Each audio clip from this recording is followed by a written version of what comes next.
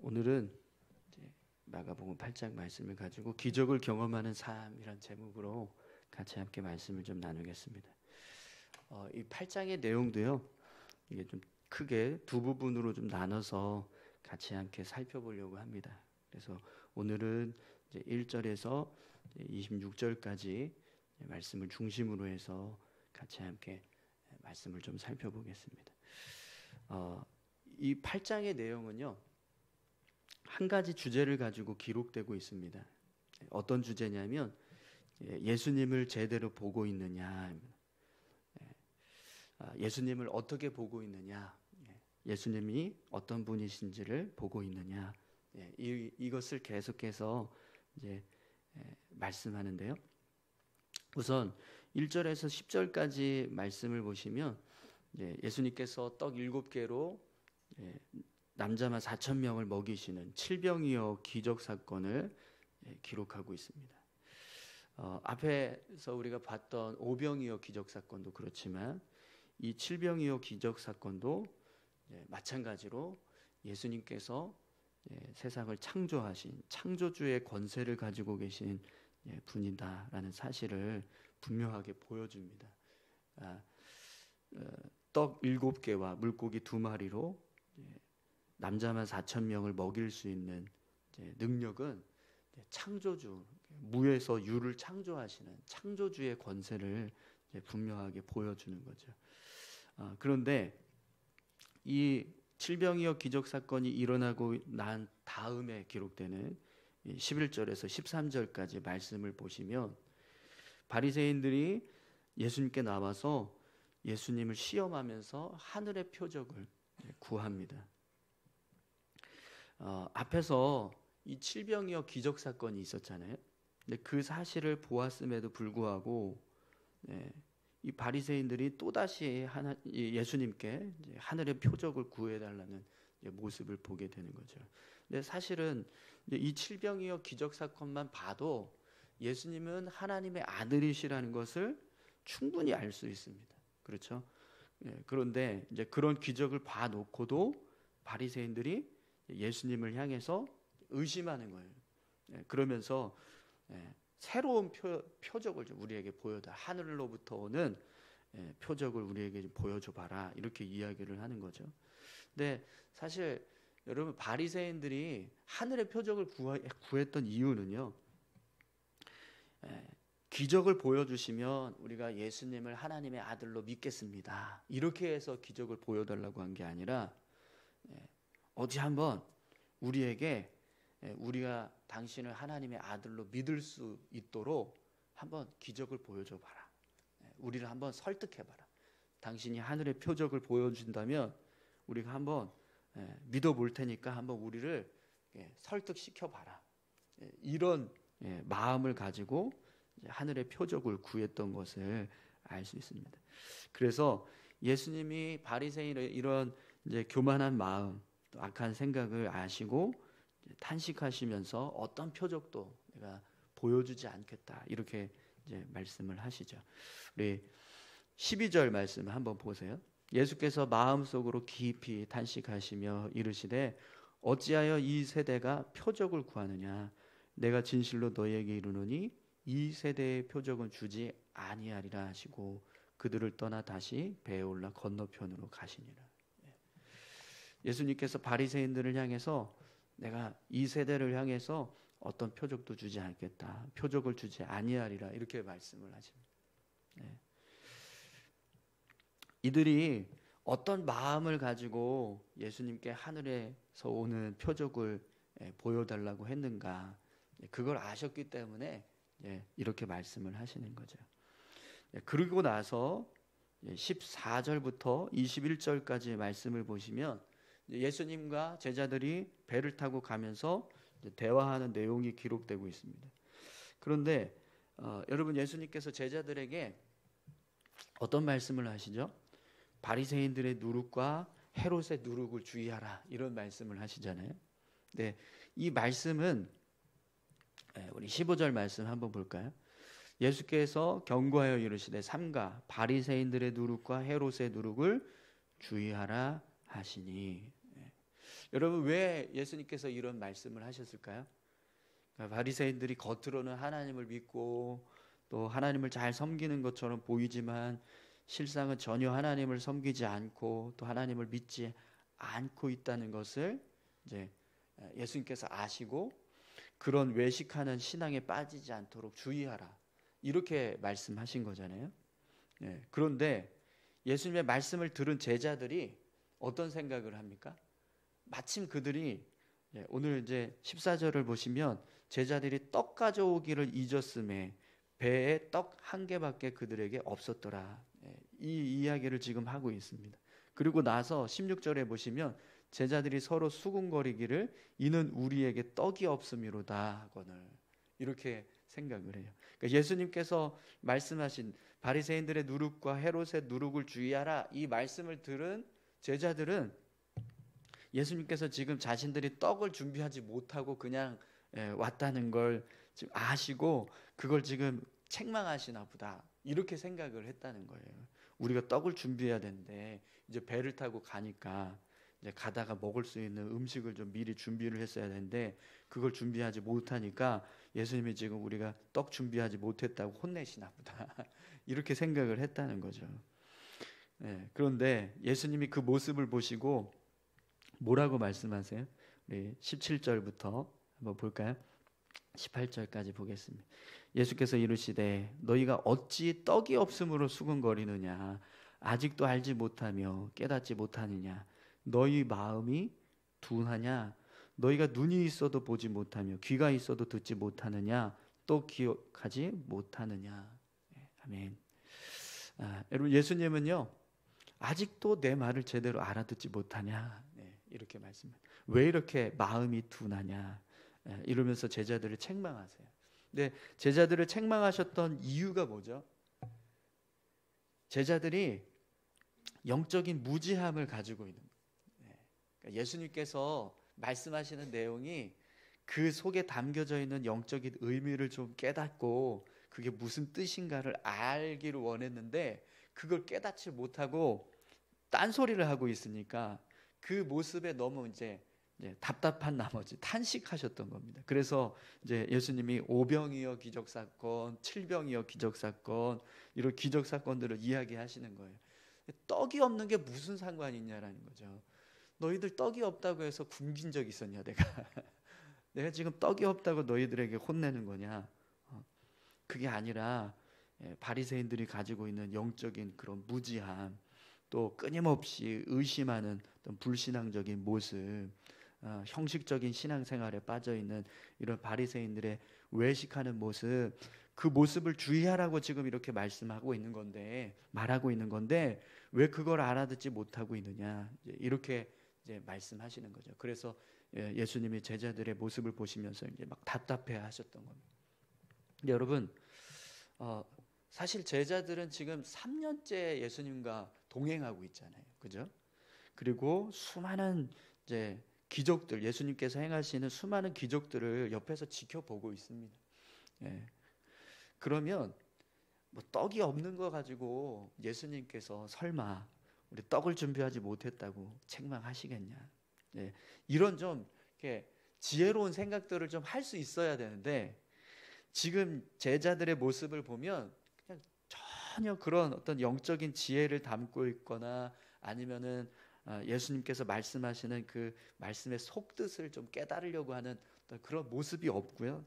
계속 어떤 육신적인 생각만 가지고 있고 영적인 깨달음은 없는 그런 제자들의 모습을 지금 보여주고 있는 겁니다. 그러니까 예수님께서 얼마나 그 모습이 답답하시겠습니까? 근데 지금 이 제자들의 모습을 보면 예수님을 향해서 끊임없이 불신하고 있는 바리새인들의 모습과 별 차이가 없는 거예요. 그죠?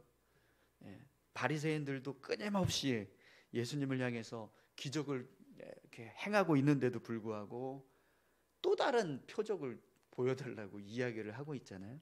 근데 이미 벌써 충분히 보여주고도 남으셨거든요. 그죠? 기적을 행하는 것들을 보면 예수님께서 이제까지 행하신 기적만 봐도요. 충분히 예수님은 하나님의 아들이시라는 걸 알 수 있습니다. 그런데도 바리새인들은 하늘로부터 오는 표적을 우리에게 좀 보여달라고 이렇게 이야기했다는 거죠. 그건 믿지 못한다는 거예요. 우리가 계속해서 믿지 못한다 이걸 지금 보여주는 거거든요. 그런데 그 믿지 못하고 있는 바리새인들의 모습이나 예수님께서 말씀하시는데 그 말씀의 의미를 깨닫지 못하고 영적인 생각 못하고 육적인 생각만 하고 있는 제자들의 모습이나 똑같다라는 거예요.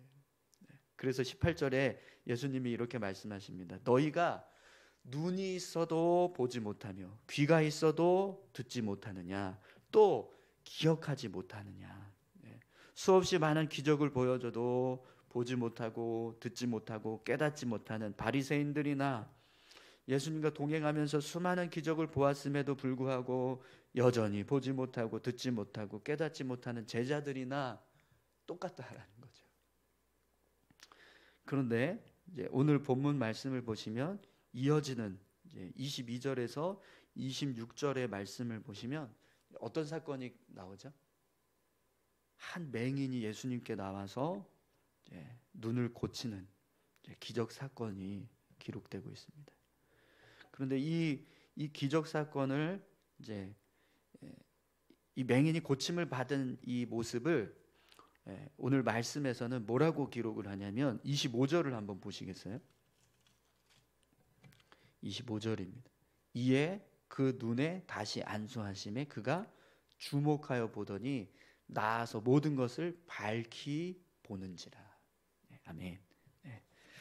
이 맹인이 예수님께 나와서 눈을 뜬 모습을 오늘 성경은 모든 것을 밝히 보느니라 이렇게 기록을 하고 있습니다. 여러분, 이 맹인의 눈을 뜬 이 사건은요, 아주 절묘하게 영적으로 무지함에 빠져 있는 예수님의 이 말씀을 깨닫지 못하고 있는 제자들의 모습과 또 하늘의 표적을 보여달라고 계속해서 끊임없이 요청하고 있는 바리새인들의 모습이 눈을 뜬 맹인과 비교했을 때 대조가 되는 모습. 누가 진짜 맹인이고 누가 진짜 눈을 뜬 사람이냐, 이걸 지금 아주 절묘하게 보여주는 거예요. 맹인은 사람들로부터 멸시받고 천대받는 장애인이었습니다. 당시에 장애를 가지고 있는 사람들은요, 끊임없이 사람들로부터 막 무시당하고 천대를 받는 사람들이었거든요. 그런데 그런 맹인은 예수님께서 자신의 눈을 뜨게 하실 수 있는 그리스도라는 사실을 믿고 눈이 띄어졌어요. 기적을 경험하는 그런 은혜를 받은 거죠. 그런데 3년 동안 끊임없이 예수님과 함께 동행하면서 예수님이 행하신 수많은 기적들을 지켜보았던 제자들은 아직도 예수님이 말씀하고 계시는 그 말씀의 의미를 제대로 알지 못하는 영적인 귀머거리가 되고 있는, 또 인간으로는 할 수 없는 놀라운 기적들을 보여주고 계시는데도 불구하고 하늘의 표적을 요구하고 있는 바리새인들의 모습은 영적인 맹인이 되고 있다는 걸 보여주고 있는 거죠. 여러분, 이 모습은요, 예수님을 향해서 영적인 눈을 뜨고 있느냐, 예수님을 향해서 믿음의 눈을 뜨고 있느냐, 그걸 지금 우리에게 보여주고 알려주고 있는 겁니다. 예수님을 향해서 영적인 눈을 뜨고 있느냐 아니면 뜨지 못하느냐에 따라서 우리가 경험할 수 있는 예수님의 모습은 완전히 달라질 수 있다는 거죠. 칠병이어의 기적 사건을 행하신 예수님께서 여러분, 우리 인생의 주인이라고 생각을 해보십시오. 떡 7개와 물고기 2마리로 4,000명을 먹이시는 그런 놀라운 일을 행하시는 분이 우리 삶의, 우리 인생의 주인이 되십니다. 그럼 여러분, 우리의 인생은 어떤 모습이 될까요? 끊임없이 예수님께서 그런 신기하고 놀라운 일들을 행하시면서 우리를 인도해 가시지 않겠습니까? 그죠? 그런데 우리가 그런 예수님을 믿지 못해서 정말 당신을 우리 인생의 주인으로 우리가 모셔야 하는 거 맞습니까? 우리가 정말 당신에게 내 인생을 맡겨도 됩니까? 내 인생의 전부를 정말 당신을 위해서 드려도 되나요? 내 인생을 걸 만큼 당신이 가치 있습니까? 정말 당신이 나를 구원하실 수 있는 구원자가 맞습니까? 이러면서 끊임없이 의심하는, 그리고 내 인생을 맡기지 못하는 거예요. 그러면 어떻게 살까요? 예수님께서 우리 영혼을 구원하시는 은혜도 제대로 누리지 못하겠죠. 또 우리 인생을 정말 이렇게 칠병이어 기적 사건을 행하시는 모습처럼 신기하고 놀라운 그런 많은 일들을 행하시지 않겠죠. 근데 우리 인생을요, 정말 당신은 내 삶의 주인이 맞습니다. 내 인생을 걸 만큼 당신은 가치 있습니다. 내 인생의 전부를 맡겨도 될 만큼 당신은 능력이 있습니다. 당신은 내 영혼을 구원하실 수 있는 분인 줄 믿습니다. 이렇게 우리 인생을 주님 앞에 드리고 우리 믿음을 주님 앞에 고백하면 어떤 일을 경험한다는 거예요? 눈을 뜨지 못했던 맹인, 앞을 보지 못했던 맹인이 눈을 뜬 것처럼 보게 하시는 일. 또 떡 7개와 물고기 2마리로 4,000명을 먹이는, 남자만 4,000명을 먹일 수 있는 그런 놀라운 기적들을 우리 삶 가운데 행하시겠다는 겁니다. 여러분, 우리 삶이요, 바리새인들처럼 불신의 마음으로 하늘의 표적을 보여달라고 요청을 했다가 아무것도 보여주지 않겠다 이렇게 책망하시는 그런 예수님의 모습, 그런 모습으로 우리가 살아가지 않기를 소망합니다.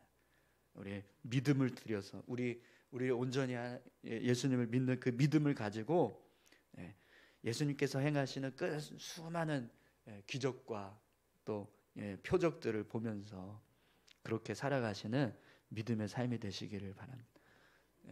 예수님 분명히 바리새인들에게 내가 이 세대를 향해서는 아무 표적도 보여주지 않겠다 하셨는데, 그리고 나서 조금 있다가 바로 어떤 일을 하셨어요? 맹인을 고치시는 일을 하셨잖아요. 이것도 표적인데, 예수님께서 왜 이런 말씀을 하셨냐면 믿지 못하니까 그들에게는 보여주시지 않겠다는 거거든요. 근데 믿는 자에게는요, 얼마든지 표적을 보여주시겠다는 겁니다.